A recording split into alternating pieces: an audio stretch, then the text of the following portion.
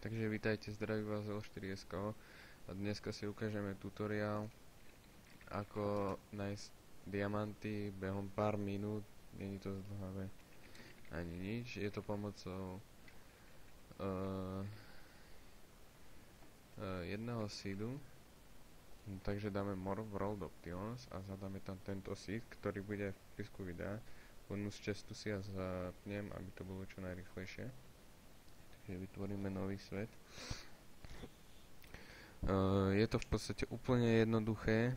Stačí akurát získať 3 irony, ktoré ironov na tom seede je 1,5 miliardy. Tak s ironmi není problém. Tak, otvorím si bonus chestu. V podstate máme tu všetko potrebné. Tak. S čankami.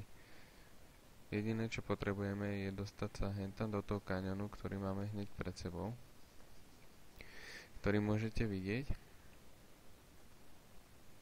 Jediné, čo spravíme, je, že sa šupneme dole. Dobre. Teraz vám ukážem, kde získať iron.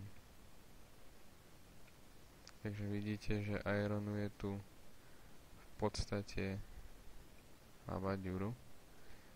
Stačia vám úplne 4 a budete potrebovať 8 cobblestoneov naťažiť.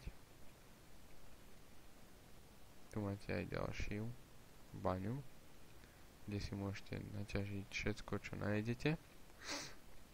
Tak, budeme potrebovať ešte aj nejaký ten koál.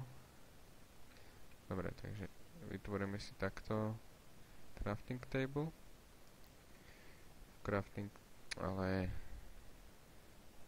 v crafting table si urobíme takto piecku. Do piecky si dávame pekne variť iron. Ťažíme aj tento. Dobre. Takže vyťažili sme si iron, ten čo sme si položili. Teraz si necháme vyrobiť pár ironov. 4 úplne stačia na jeden krompáč a jednu lopatku.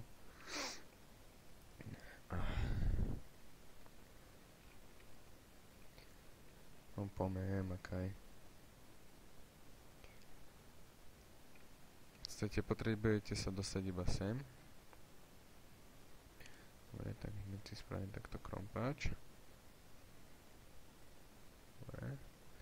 A hneď si spravím aj lopatku.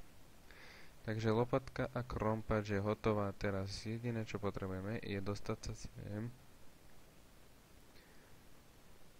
A podkopeme sa iba čisto tu. Tu máte aj koordináty, keby ste chceli vedieť. Iba čisto kopneme dole. Ak natrafíme na gravel, tak sme na dobrom mieste.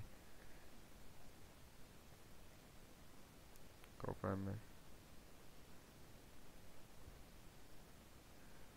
Kopeme redstone. Šala a diamanty. Dobre, takže tu sú prvé 3 diamanty.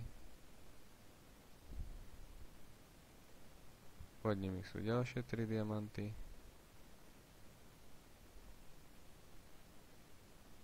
Takže v podstate je tu 6 diamantov. Vykopeme. A máme 6 diamantíkov. To je všetko.